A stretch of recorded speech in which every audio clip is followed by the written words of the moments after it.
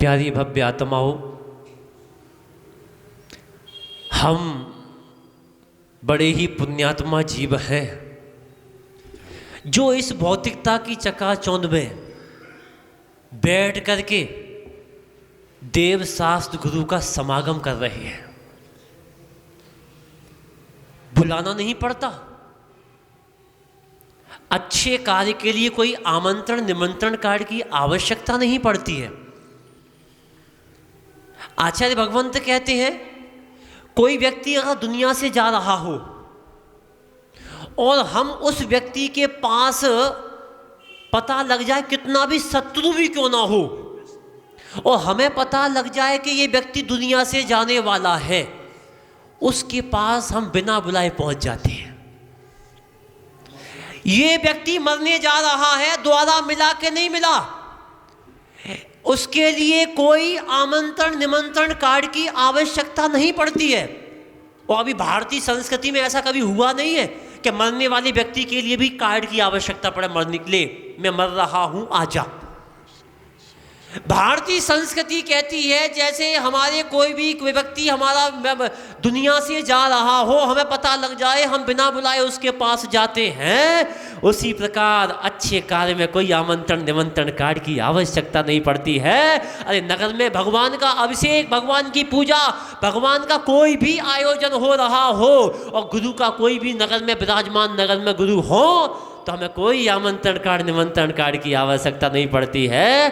सच्चा सम्यक दृष्टि जीव वही है जो अपने आत्म कल्याण करने के लिए बिना अपेक्षा से, किसी की अपेक्षा ना रखते हुए, बस ये भावना भा करके जाता है कि नगर में मुनिराज है, नगर में साधु है, उनका समागम कर लो, उनके मुख से कुछ जिनवाणी की देशना सुन लो, उनके मुख से कुछ अच्छे कार्य कर लो। पता नहीं जीवन का कोई भरोसा नहीं है। हर व्यक्ति श्रम करता है, आदमी भी श्रम करता है, दीमक भी श्रम करता है, चूहा भी श्रम करता है, लेकिन सबके श्रम करने का अंदाज अलग अलग है। आप भी श्रम करते हो, एक रोड पर आदमी घूम रहा है वो भी श्रम करता है, दुकान चलाने वाला भी श्रम करता है, अभिषेक करने वाला भी श्रम करता है, प्रवचन सुनने वाला भी श्रम करता है, जिनवाणी का स्वाध्याय करने वाला भी श्रम करता है। हर व्यक्ति श्रम करता है, लेकिन हर व्यक्ति के श्रम करने के उद्देश्य और उसकी भावना, उसके विचार अपने आप में अलग है। चूहा भी श्रम करता है कपड़े को काटने में, दीमक भी श्रम करता है लकड़ी को काटने में, और आदमी भी श्रम करता है, लेकिन सबके श्रम करने का अंदाज अलग अलग है। चूहा भी कपड़ा काटता है, दर्जी भी कपड़ा काटता है, दोनों कपड़े को काटने का काम करते हैं। ध्यान रखना, जब चूहा जब कपड़े को काटता है तो कपड़े का बंटा ढाल कर देता है, और दर्जी जब कपड़े को बना काटता है तो उसके कपड़े का उद्धार कर देता है। तभी तो आप दर्जी के पास जाते हो कपड़े बनवाने के लिए, वो भी तो कपड़ा काटता है। बस अंतर इतना है कि तुम्हारी सोच अंतर में बदलाव है कि बना करके हमको आपको अच्छा बना करके देगा।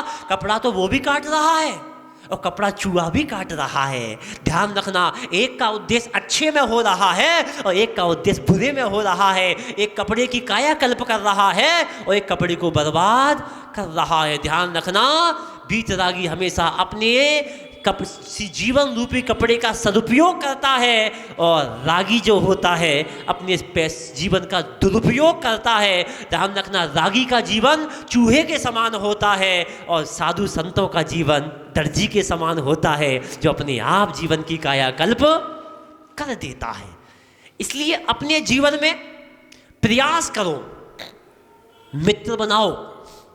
कितने लोगों को फ्रेंडशिप डे आता है ना, फ्रेंडशिप डे आता है, दुनियादारी के फ्रेंड बनाते हो।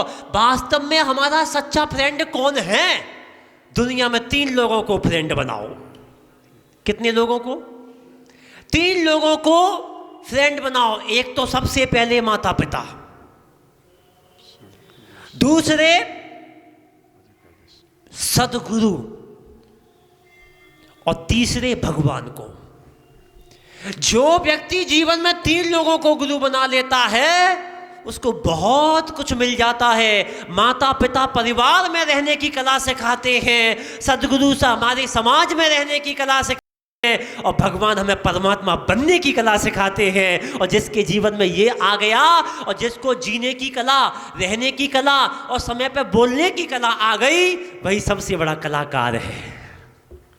वक्त पर रहने, वक्त पर सहने और वक्त पर कहने की जिसको कला आ गई वही तो कलाकार कहलाता है। इसलिए इन तीनों को जिसके पास ये है, ध्यान रखना, गाने वाला व्यक्ति जिसके पास गला है वो गला का है अच्छा है तो गाने वाला गायक अच्छा होता है। और जिसको संसार में, जीवन में रहने की कला आ गई वही व्यक्ति सबसे बड़ा कलाकार कहलाता है। कलाकार बनो अगर आपको अच्छा जीवन में कुछ काम करना है। साधु संत ये कलाकार ही तो होते हैं। सबसे बड़े कलाकार अगर कोई होते हैं तो आचार्य परमेष्ठी होते हैं, सबसे बड़े कलाकार कोई होते हैं तो दिगंबर मुनिराज होते हैं, और सबसे बड़े कलाकार अगर होते हैं तो हमारे संयमी, जो जितने भी संयमी जीव हैं वो सब कलाकार होते हैं। और ध्यान रखना, कलाकार बनना हो तो कलाकार की संगति में आ जाओ तो तुम भी कलाकार बन जाओगे। इसलिए अपने जीवन में इनसे मित्रता करो, इनको बनाने का प्रयास करो। और ध्यान रखना, गुरु तो बहुत बड़ा काम करते हैं। ध्यान रखना, गुरु क्या करते हैं, जब हमारी आंखें कमजोर हो जाएं तो हमारा साथ क्या देता है? चश्मा। आंखों की रोशनी जब कम हो जाए तो हमें चश्मे का पूर्ण संयोग करता है चश्मा हमारा।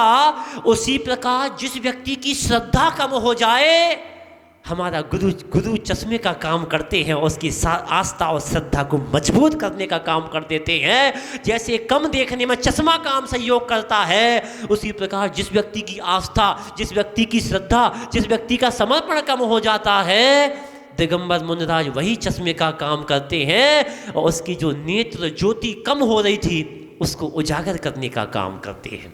इसलिए आइए, बैठिए, अपने जीवन में शांतों का समागम करो। किसी भी संत को कमजोर मत समझना। ध्यान रखना, जहां तलवार काम नहीं करती वहां सुई भी काम कर जाती है। इसलिए जब भी नगर में कोई साधु संत आए उनको सुनने का प्रयास करो, उनके पास बैठने का प्रयास करो, आने का प्रयास करो, जीवन को बदलाव करने का प्रयास करो। जीवन के एक एक क्षण को आप बदलने का प्रयास करो, लाने का प्रयास करो, आने का प्रयास करो और अपने अंतरंग को ले जाने का प्रयास करो।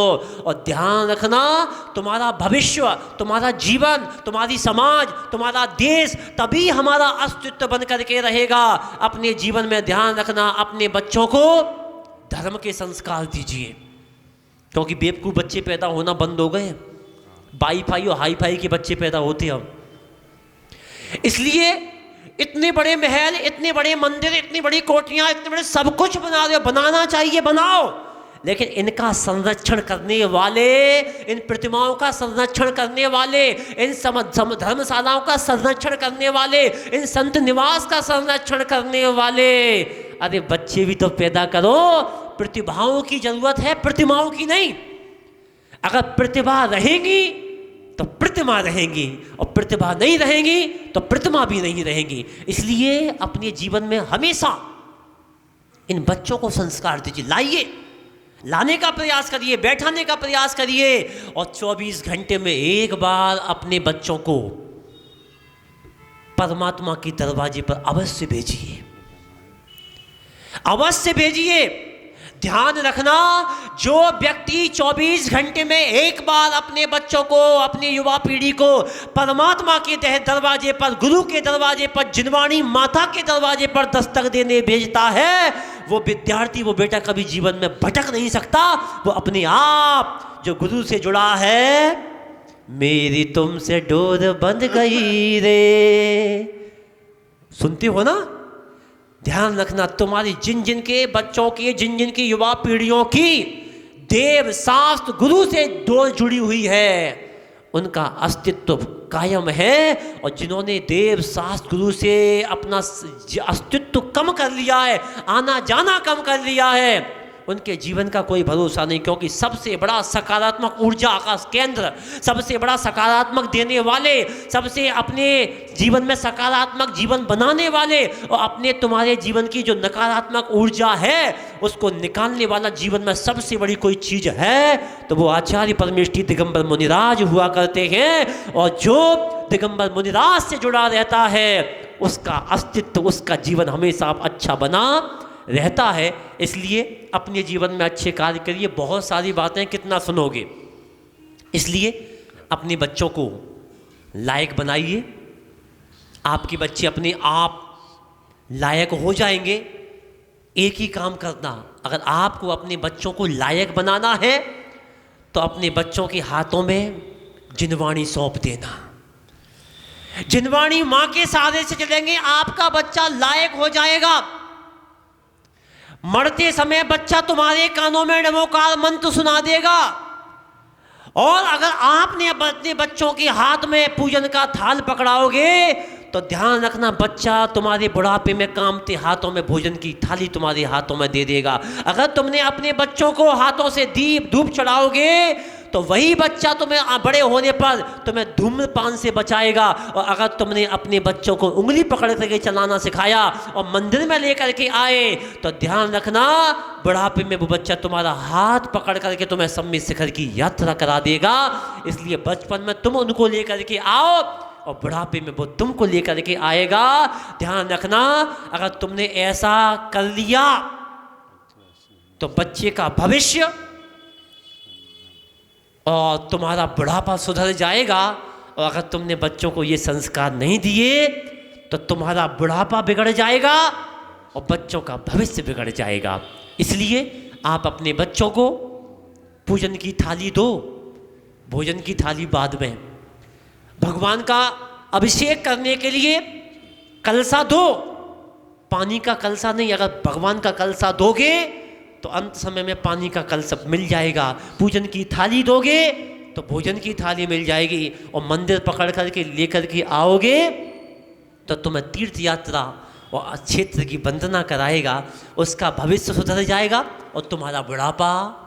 अब आप चाहते हो कि हमारा बुढ़ापा सुधरे और बच्चे का भविष्य बने, तो अपने बच्चों को देव, शास्त्र और गुरु के साथ जोड़ करके रखिएगा। जो कुछ आपको दे रहा हूँ गुरु महाराज ने हमें दिया है, वही माल ट्रांसफ़र कर रहा हूँ, मेरा कुछ भी नहीं है। अच्छा लगे तो गुरु महाराज का समझ करके रख लेना और बुरा लगे तो बेकमाल वापस कर देना। आप सबकी ओर से गुरुदेव के चरणों में तेरी बार नमोस्तु नमोस्तु नमोस्तु। मन को एकाग्र करिए, गहरी सांस लेकर मैं कौन हूँ ऐसा जानने की कोशिश करो। आंख बंद करिए, मन में विचार करो, ये शरीर क्या मैं हूँ? यदि हूँ तो फिर जलाते क्यों, छूट क्यों जाता है? तो मैं ये शरीर नहीं, इस शरीर को जानने वाला, चलाने वाला एक चैतन्य आत्मा हूँ। भगवान उसी को प्राप्त करना है और मैं उसको जानूं, देखूं, प्राप्त करूं इसी भावना से पुनः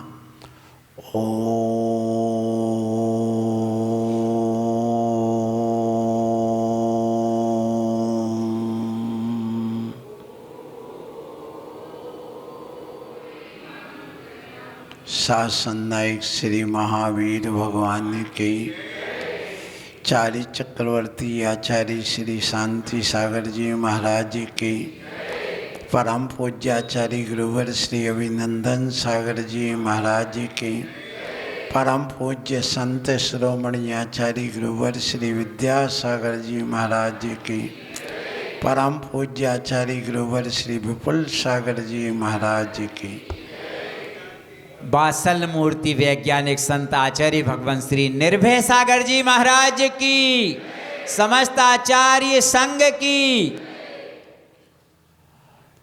कृति कर्म, चिति कर्म, पराकर्म, भूति कर्म, विनय कर्म, ये 5 प्रकार के कर्म आप लोग करते हैं, हम भी इनमें करते हैं। आप लोग जो पुरा कर्म हैं वो बहुत करते रहते हो। पुरा कर्म कर करके कर्म को बांधा है। कर्म प्रधान है ये मानव जीवन। आवाज ठीक करिए, चेंज कर दी। तो मानव जीवन जो है यह बिल्कुल अलग ही है। हम बिना कर्म किए 1 मिनट भी नहीं जी सकते हैं। हम भोग भूमिया जीव नहीं हैं या स्वर्ग के जीव नहीं हैं। हम कर्म भूमि के जीव हैं। कर्म करके ही हमें भोजन करना होगा और कर्म करके ही हमें अपने घर में सुख शांति और समृद्धि लाना होगी। कर्म करके ही हमें अपने शरीर को स्वस्थ बनाना होगा। कर्म करके ही हमें अपने अच्छे माहौल को बनाना होगा। कर्म करके ही हमें अपनी ख्याति पूजा बढ़ाना होगी। कर्म करके ही हमें अपने इन कर्मों का नाश करना होगा। बिना कर्म किए कर्मों का नाश नहीं होगा, ये निश्चित बात है। इसलिए भगवान ने कहा है आप अपने जीवन में जो कल पूति कर्म की बात चल रही थी वह पूति कर्म करो। पूति कर्म का अर्थ है कृति कर्म करके, अर्थात हाथ जोड़कर, आवर्त झुकाकर करके, सिर झुका करके भगवान के चरणों में पुरा कर्म करके, अर्थात नहा धो करके शुद्ध वस्त्र पहन करके जाइए और वहाँ पर पूरी द्रव्य वगैरह रख के पूजा करिए। पूजा करने का नाम ही पूजा कर्म है या पूति कर्म है, जो हमारी आत्मा को पवित्र करे, सो वही पूति कर्म है। इसलिए आप सुबह से आते हैं, रोज आते हैं, बड़ी प्रसन्नता है कि यहाँ पर ये आपका जो गुना नगर है, गुना गुना क्या है महाराज?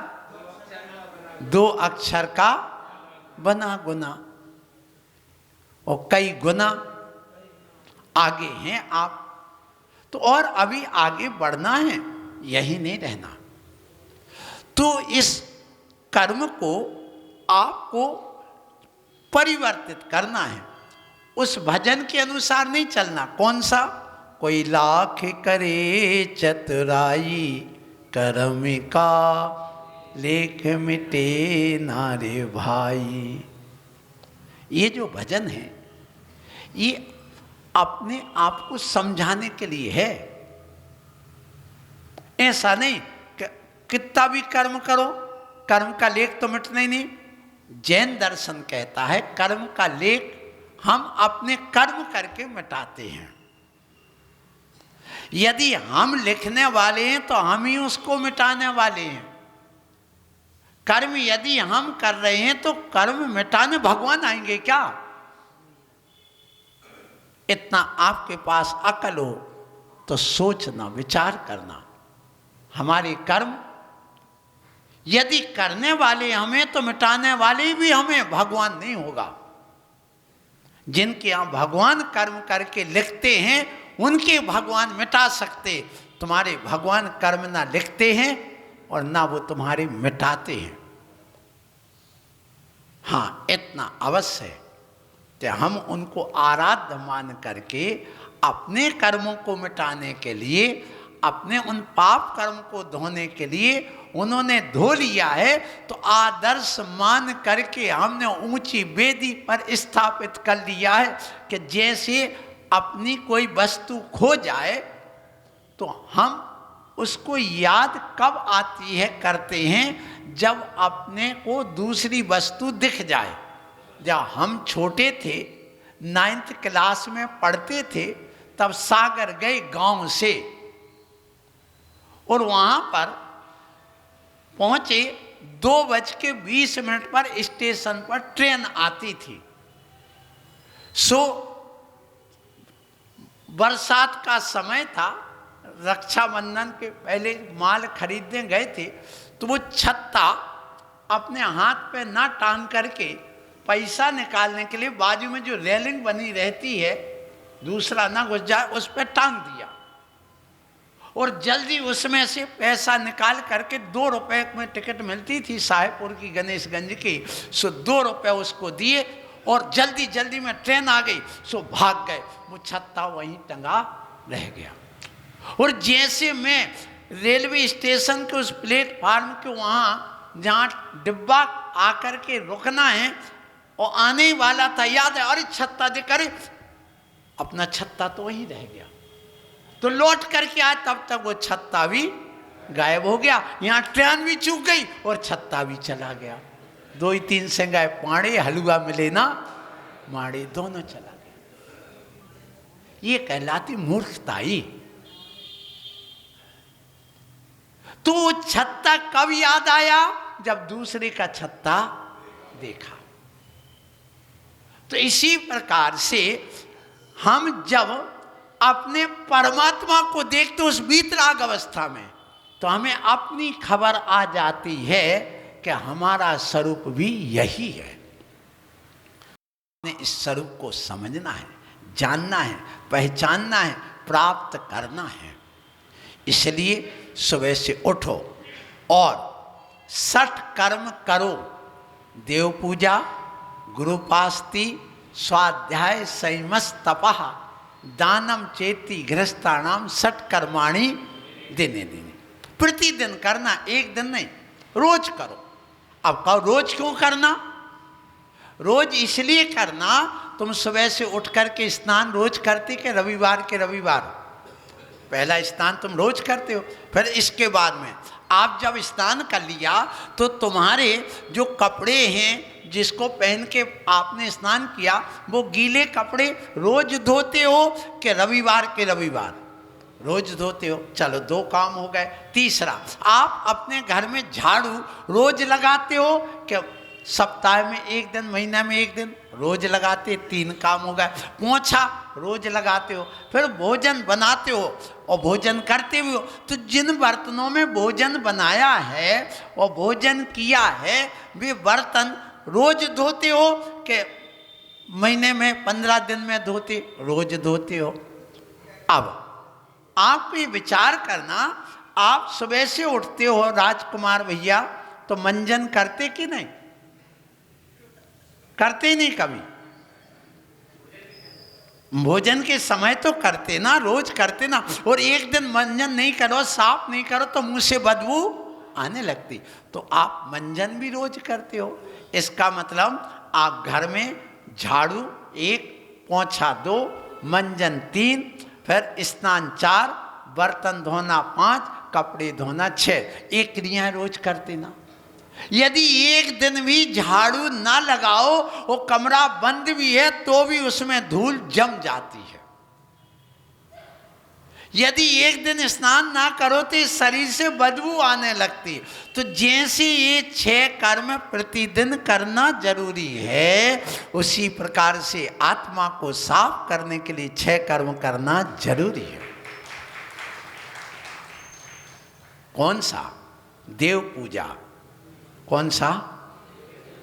देव पूजा, गुरुपास्ति, स्वाध्याय, संयम, तप और दान। ये दिने दिने प्रतिदिन करो। और ये 6 ही क्यों करना? इसलिए करना, कोई तन दुखी, कोई मन दुखी, कोई धन दुखी दिखे, यह संसार में कोई सुखी नजर नहीं आता। ये भजन भी आप पढ़ते। जो तन से दुखी हो, तन से दुखी हो, उसके लिए क्या करना चाहिए? उसके लिए हमेशा संयम और तप करना चाहिए। संयम का पालन करोगे, शरीर स्वस्थ रहेगा।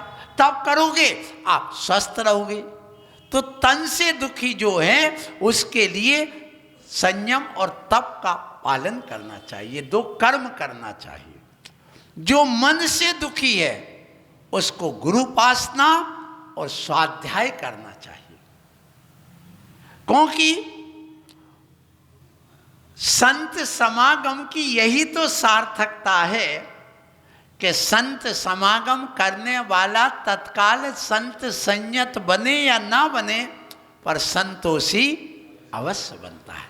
ऐसा गुरुवर विद्यासागर जी महाराज ने मूक माटी में लिखा है और उन्होंने स्पष्ट कहा कि हे भव्य आत्मा, हे ज्ञानी, तुम समझ इस बात को कि तुम कितने भी तुम दुखी हो, परेशान हो, रोग से ग्रसित हो, तो भी आप गुरु के चरणों में चले जाओ तो वहां देखना उनको 103-4 बुखार आया हो, सर्दी जुकाम भी हो, तो भी वो बैठे हैं, कोई वस्त्र नहीं, ठंड से कांप रहे हैं, तो भी उनको देख करके संतोष मिलता है और आना भी चाहिए। सो तुम संत संयत बनो या ना बनो, पर संतोषी जरूर बन जाता है जो उनकी संगति में आता। आने मन में संतोष आता है किससे? गुरु की उपासना करने से, गुरु के पास जाने से और स्वाध्याय करने से। सीता के ऊपर ऐसे कष्ट आए, फलानी सीता उनके सती के ऊपर ऐसे कष्ट आए, अंजना के साथ ऐसा हुआ। ये जो आप पढ़ते हो इससे क्या होता है? संतुष्टि मिलती है, संतोष मिलता है। इसलिए आप लोगों से कहूँगा कि आप ये 2 चीज़ें हुए। और तीसरे, जो धन से दुखी है उसके लिए देव पूजा और दान ये कार्य करना चाहिए। तो जो दान और पूजा करता है वो व्यक्ति कभी धन से दुखी नहीं हो सकता है। जो व्यक्ति गुरु उपासना और स्वाध्याय करता है वह मन से दुखी नहीं हो सकता है। जो व्यक्ति संयम और तप का पालन करता है वह कभी तन से दुखी नहीं हो सकता है। इसलिए आप लोग ये कार्य जरूर करें और आप हमेशा मुनि महाराज के अनुसार भी जो 6 क्रियाएं बताई गई हैं, समता समारें, थुति उचारें, वंदना जिन देव को, नित्य करें प्रत्याख्यान प्रतिक्रमण, तजें तन अहमेव के। मुनि महाराज को भी 6 कार्य करना अनिवार्य होते। सुबह से हम लोग भी यही कार्य करते, समता समारें अर्थात सामायिक, सब में समता। प्रमोद भैया, समता, समता, समता, विषमता का काम नहीं। मुनि की शोभा समता में है, क्रोध में नहीं, आरोप प्रत्यारोप में नहीं। उंगली उठाने का काम मुनि नहीं करते हैं, दोष के रूप में उंगली नहीं उठाते वो कभी, हाँ नहीं उठाते, सब पी जाते हैं बस। क्रोध आने नहीं चाहिए मुनि के जीवन में। मुनि के जीवन में कभी आरोप प्रत्यारोप, यदि कोई तुम्हारे लिए जहर भी खिला दे तो भी ये कहना वाह बहुत अच्छा आहार कराया। कभी ये मत कहो तुमने ऐसा क्यों दिया, वैसा क्यों दिया, ऐसा नहीं देते, वैसा नहीं देते। नहीं, ये तुम्हारी शोभा नहीं है हे मुनिराज, नहीं है शोभा। तुम कर्म करने आए हो कि धर्म करने आए हो? बताओ, धर्म करने आए हो।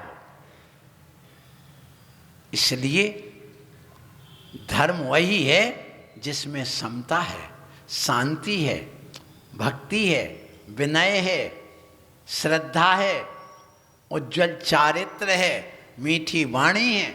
ये ध्यान रखो और कुछ नहीं। तुम धर्म घर में रह करके भी करते हो, करना चाहिए। यदि आपके जीवन में हमेशा मीठी आवाज है, मीठे स्वर में है, एक दूसरे को आरोप प्रत्यारोप नहीं, सहनशील बनो, सहन शक्ति लाओ अपने अंदर से, तो धर्म है। सो यहाँ पर आप लोग अपने इस कर्म को करो। और जैसे मुनि समता धारण करते, 24 घंटे समता, इसलिए सामायिक चारित्र होता मुनि महाराज के जीवन में। 2 चारित्र, एक सामायिक और एक छेदोपस्थापना। छेदोपस्थापना चारित्र्य क्या कहलाता है? कोई दोष लगा, छेद हो गया उस व्रत में, तत्काल भगवान तस्मिच्छामि दुग्धम, गलती हो गई भगवान क्षमा हो। महाराज कुछ कह तो नहीं दिया, बस क्षमा भाव। स्थापना, पुनः स्थापना, छेदोपस्थाप। यदि किसी व्रत में दोष लगता, तत्काल अंतर मुहूर्त में वो यही क्रिया करते हैं। क्या तुम करते हो? करना सीखो, करना सीखो। इस मामले में श्वेतांबर समाज में एक बहुत अच्छी प्रक्रिया है, ध्यान रखिए। कौन सी? बस जैसे आप यहाँ बैठे ना, ऐसे वो आएंगे सवाल सुनने के लिए, मैं तो उनके बीच में प्रवचन करने का, बस मुंह पर पट्टी बांधी, एक सफ़ेद कपड़ा लाएंगे, बिछाएंगे, और इसके साथ में अपनी एक बैग लेकर के आएंगे, उसमें उनका एक पिछी होगी, एक मुंह पर पट्टी बांधने के लिए होगी, सफ़ेद बिछाएंगे। जैसे हम अपनी ये आसनी लेकर के आते, में से वो भी अपनी आसनी ले आते हैं, और तुम तो मेहमान बने चले आते हो। तुम्हारे पास ना पेन है, ना डायरी है, ना कोई तुम्हारे पास चटाई है, ना तुम्हारी कोई पुस्तक है। तुम तो आए अपने हाथ डुलाते हुए, मुंह चलाते हुए आके बैठ गए, और यहाँ और मुंह चलाने आए, ऐसी दिलाई बेचा, ऐसा ऐसा किया, वैसा किया, खसक नहीं सकते, ये नहीं कर, मतलब आरोप प्रत्यारोप और लगा दिए। जबकि मौन पूर्वक आकर शांति से, बिल्कुल क्रम से, एक के बाद एक संयमी हो, जैनी हो, अहिंसक हो, धर्मात्मा हो, सबसे दुनिया में श्रेष्ठ यदि समाज है तो वो जैन समाज है। इससे बढ़कर के, जैन समाज से बढ़ के संयमी और अहिंसक कोई समाज है ही नहीं भारत में, क्या सारी विश्व में। ये भी ध्यान रखिए। और आज भी है, ये मत कहो नहीं है। सब समाजों में थोड़े 19-20 होता है, ये निश्चित बात है।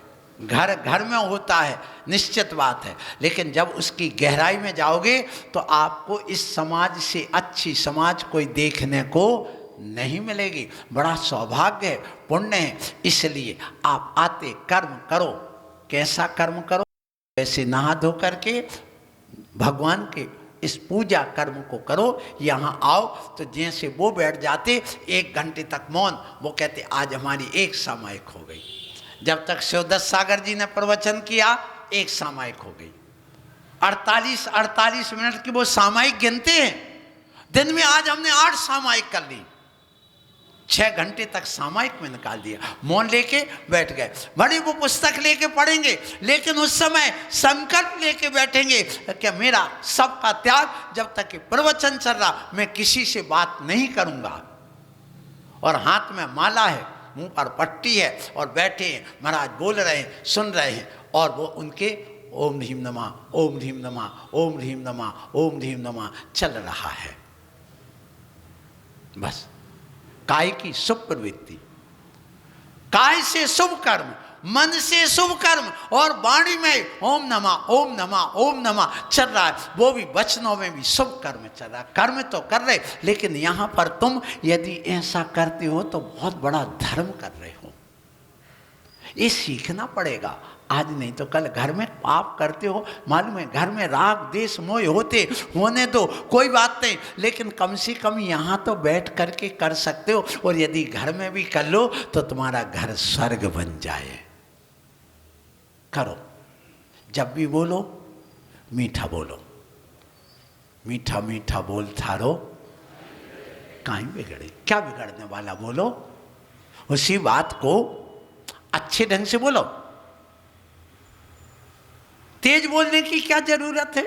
चिल्ला के बोलने की क्या जरूरत है? अब देखिए बुंदेलखंडी जो यहाँ की भाषा कितनी मधुर है। देखिए आप देखो, अंग्रेजी भाषा कर्कश भाषा है, उसमें मजा नहीं अंग्रेजी भाषा में। क्यों?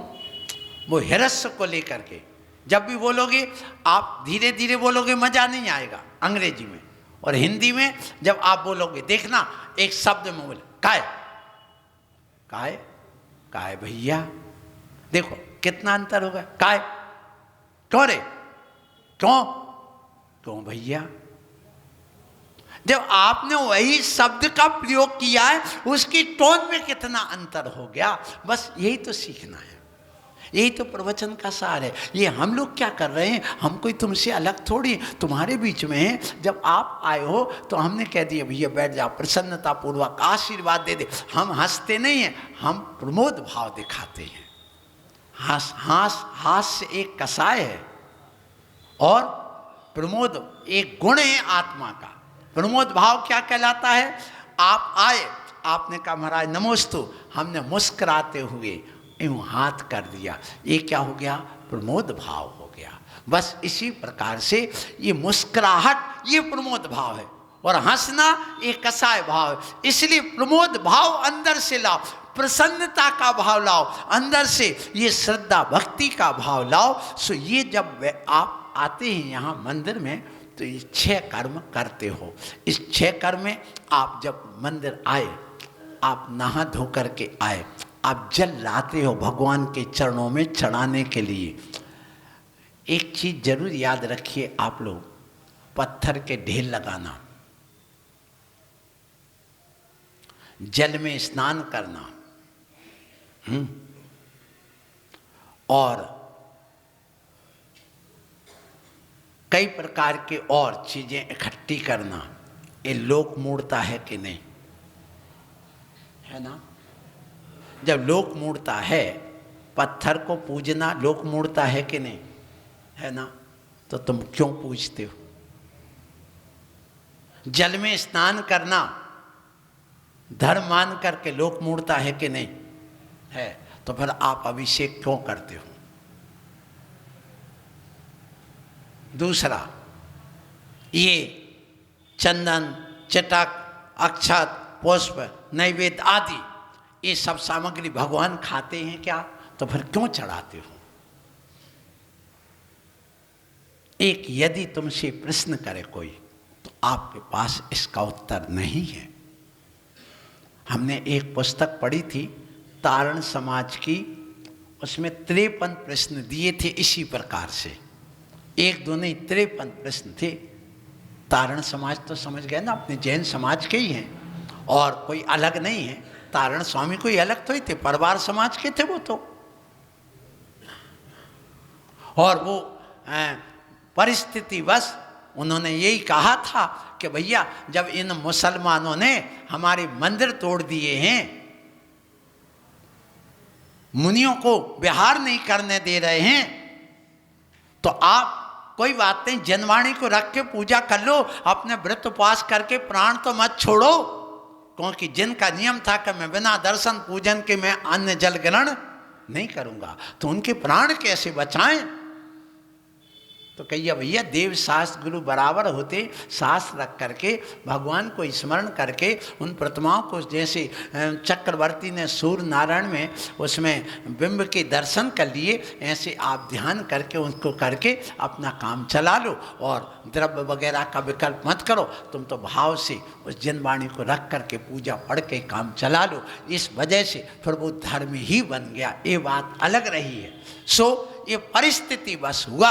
तो आप जब ये जल चढ़ाना आपके मूर्ता नहीं है तो क्यों नहीं है? एक प्रश्न आपके सामने है, क्योंकि प्रवचन तो आप रोज सुनते हैं, लेकिन इन सब छोटी छोटी चीजों की शंका का समाधान भी करना जरूरी है। डॉक्टर साहब, राकेश भैया, सुना, दिवाकर जी, हैं, सुमन जी, आप जब यहाँ बैठे हो, आज श्रावक श्रोमणी बन करके यहाँ बैठना भी बड़े पुण्य का कार्य है, ये मत समझना। यहाँ बैठ करके भी तुम बैठ जाओ, इसका रूप भी अपने आप में महान होता है। क्यों बैठालते हैं? पैसे का महत्व तो नहीं होता है, ये गणधर का रूप होता है, संघ में उस सभा का रूप होता है, समूषण का। ये ध्यान रखना। भले स्थापना निक्षेप से हो, कोई बात नहीं, चलता है। जब तुम एक सौधर्मेंद्र बनते हो 1-1 करोड़ की बोली ले करके, तो क्या तुम सौधर्मेंद्र बन गए वहां? नहीं, फिर भी बनते कि नहीं? इसी प्रकार यदि इस प्रवचन सभा में मुख्य श्रोता बना करके बैठा देना, वो मतलब गणधर का रूप होता है। इससे बड़ा और पुण्य क्या होगा तुम्हारा? इसलिए मैं आपको विशेष संकेत कर रहा हूं इस बात का कि अपन जल चढ़ाते हैं, आखिर ये मूर्ता क्यों नहीं है? इसलिए नहीं है, प्रतिमा को रखते मूर्ता इसलिए नहीं है कि हम प्रतिमा के सामने खड़े हो करके उस पाषाण के दर्शन नहीं करते। यदि करते हो तो तुमने सही दर्शन नहीं किया। हम उस पाषाण में भगवान को देखते हैं, पाषाण को नहीं देखते। किसको देखते हैं? परमात्मा को देखते हैं। और परमात्मा को देख करके उनका गुणानुवाद करते हैं, उन गुणों की प्राप्ति के लिए करते हैं। आप लोग तत्वार सूत्र का मंगलाचरण याद होगा। मोक्ष मार्गस्य नेतारम भेदतारम कर्म भूवृतम ज्ञातारम विश्व तत्वानाम वंदे तद्गुण। जिन्होंने 8 कर्मों को नष्ट कर दिया है या 4 घातीय कर्मों को नष्ट कर दिया और जिन्होंने लोक अलोक को जान लिया, ऐसे उन अरहंत परमेष्टि को उनके गुणों की प्राप्ति के लिए मैं नमस्कार कर रहा हूं। तो गुणों की प्राप्ति के लिए अर्थात उनके अंदर जो सम्यक दर्शन रूपी गुण है, छायक सम्यक, छायक ज्ञान, छायक वीर और छायक क्या? अनंत दर्शन, अनंत ज्ञान, अनंत सुख और अनंत वीर। उनके अंदर वो मेरे अंदर तद्गुण लब्धे, उन गुणों की प्राप्ति के लिए मैं कर रहा हूं। और उनको प्राप्त करने के लिए हम भगवान के चरणों में आकर के नमन कर रहे हैं, दर्शन पूजन वंदन कर रहे हैं। तो आज आप लोगों को इस जल के संबंध में जरूर बताएंगे। जल क्यों चढ़ाया आपने? ये मूर्ता क्यों नहीं? क्योंकि जल में स्नान करना है। हमारे यहाँ लोक मूर्ता बताए, बालू का ढेर लगाना, पत्थर का ढेर लगाना, जल में स्नान करना, ये सब करना। तो ये मूर्ता क्यों है और यहाँ क्यों नहीं है? इसलिए कि हे भगवान, हम आपकी प्रतीक उपासना कर रहे हैं। कौन सी उपासना? प्रतीक उपासना क्या कहलाती है? जो चीज़ हमारे सामने नहीं है उसको प्रतीक बनाकर स्थापना निक्षेप से रख ली और फिर पूजा अर्चना करना। तो हमने जल चढ़ाया, वहाँ प्रतीक के रूप में घी नहीं चढ़ाया। क्या चढ़ाया? जल। दूध नहीं चढ़ाया हमने। दूध क्यों नहीं चढ़ाया? जल ही क्यों चढ़ाया? सुनो, भगवान के गुणों से मिलते हुए गुणों के संबंधी वो वस्तु भगवान के चरणों में ले जाना, जो हमने एक दिन और प्रवचन में कहा था, अंड पिंड सिद्धांत। कौन सा? क्या कहलाता अंड पिंड सिद्धांत? जैसे हमारे भगवान वीतरागी हैं तो वो अंतरंग और बहिरंग परिग्रह से रहे थे, सो उसके प्रति स्वरूप चावल ले आए आप। तो चावल के ऊपर एक छिलका होता है, जब धान के रूप में होता तो उसको निकाल दिया, तो ये बहिरंग परिग्रह के त्याग का प्रतीक हुआ। फिर चावल के ऊपर एक लालामी रहती थोड़ी सी, धान को तोड़ के देखना तो आप उसके अंदर जब धान निकलता थोड़ा सा लालापन रहता, फिर उसकी पॉलिशिंग करती, वो अंतरंग परिग्रह राग देश मोह आदि, उसको निकाल दिया। तो चावल हमारा वीतरागता का प्रतीक हो गया, अंतरंग और बहिरंग परिग्रह का प्रतीक हो गया, रहित पने का।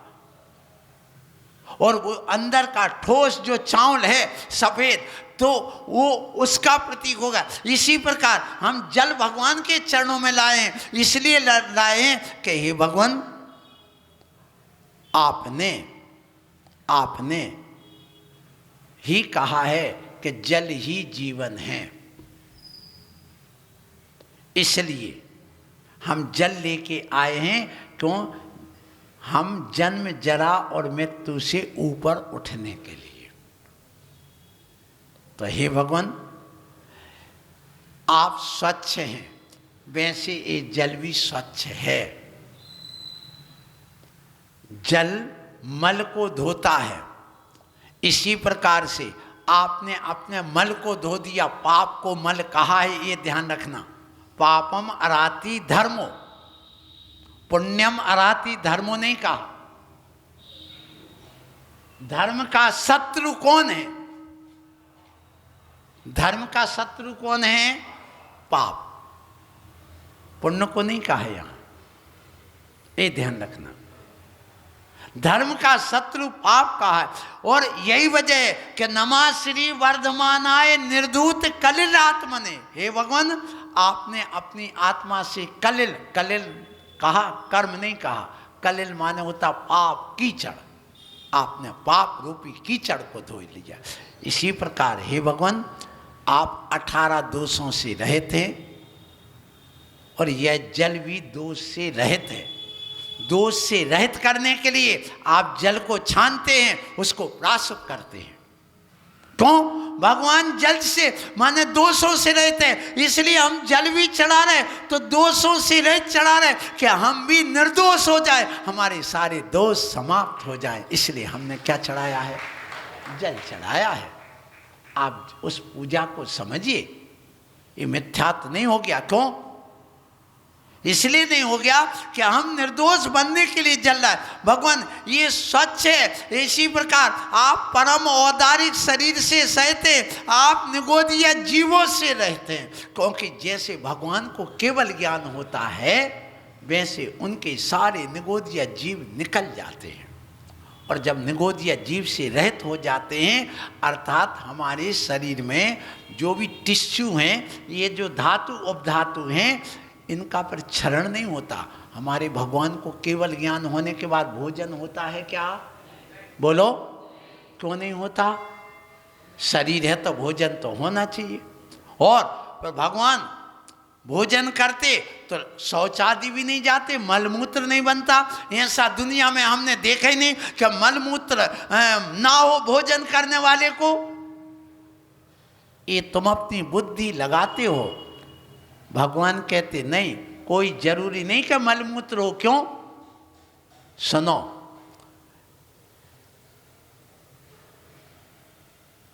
अनुराग भैया 1 किलो आप कपूर लाए, 1 किलो कंडा लाए और 1 किलो लकड़ी लाए, तीनों को जलाया, किसमें से क्या बचेगा? कपूर का कितना ईंधन बचेगा? सब उड़ जाएगा, समाप्त हो जाएगा। और कंडे की राख ज़्यादा बचेगी, और लकड़ी की राख थोड़ी सी। बस इसी प्रकार से जैसे 1-1 किलो आपने कोयला जलाया या लकड़ी जलाई, कंडा जलाया और कपूर जलाया, तो जैसे कंडे की राख ज़्यादा बचती है, इसी प्रकार जो भोगी होते हैं उनका भोजन करने के बाद मल ज़्यादा होता है। और जो योगी होते हैं उनका भोजन करने के बाद जैसे लकड़ी की राख थोड़ी सी बचती है और वो बचती नहीं है, सब थोड़ी सी मल कम होता है, ऐसे योगी का। और जो महायोगी होते हैं जैसे कपूर जल करके पूरा ऊर्जा में, ऊष्मा में बदल जाता है, इनका पूरा भोजन किस में बदल जाता है? ऊर्जा दे देता है, उसमें कुछ विशेष नहीं बचता है। समझ में आई? इसलिए वो भोजन तो करते लेकिन उनके मल मूत्र नहीं होता है, ये ध्यान रखिएगा। तो इसी प्रकार से भगवान आप परम औदारिक शरीर में हैं, तो हम जो भोजन करते हैं, ये जो हमारी कोशिकाएं दिन भर क्षतिग्रस्त होती हैं, बोलने में, चलने में, उठने में, बैठने में, लेकिन भगवान के केवल ज्ञान होने के बाद हमारी कोई भी कोशिका नष्ट नहीं होती है, वो स्थिर बनी रहती है। जब स्थिर बनी रहती तो क्षति पूर्ति के लिए हमें भोजन की जरूरत नहीं होती। कब? केवल ज्ञान होने के बाद। इसलिए भगवान नो कर्मा आहार तो करते हैं, नो कर्मा आहार का अर्थ ऑक्सीजन ग्रहण करते हो छोड़ते, वो स्वाभाविक होता है, उनको लेना नहीं पड़ता। और वो कर्म परमाणु अपने आप आते हैं, निकलते हैं, जाते हैं, वो शरीर ज्यों का त्यों बना रहता है, लेकिन उनको कबलाहार करने की जरूरत नहीं होती। इसलिए हे भगवान, मैं आपके सामने जल चढ़ाने के लिए लाया हूँ। क्यों? क्योंकि आप परम औदारिक शरीर वाले हैं, और आपके शरीर से पूरे निगोदिया जीव निकल गए हैं। आपका शरीर परम पवित्र बन गया है, इसलिए ये स्वच्छ है जल। इसी प्रकार मैं ये जल को गर्म करके, प्राशुक करके और इसके अलावा छान करके शुद्ध करके लाया। अब इसमें कोई जैसे जीव नहीं, ऐसे हमारे शरीर से भी सारे जीव निष्कासित हो जाएं, मैं भी केवल ज्ञान से युक्त केवल ज्ञानी बन जाऊं। अब बताइए, आपने मिथ्यात्व को पाला है कि उस गुणों की प्राप्ति के लिए जल चढ़ाया है। अब और सुनिए, यह जल मल को धो देता है। इसी प्रकार आपकी वाणी, आपका सिद्धांत हमारे कर्म मलों को धोता है और निर्मल बनाता है। और जी 9 द्वार बहे घिनकारी, असी दे करें क्यों यारी। और तुम बताओ, सुबह से आप स्नान करते हो, क्यों करते हो?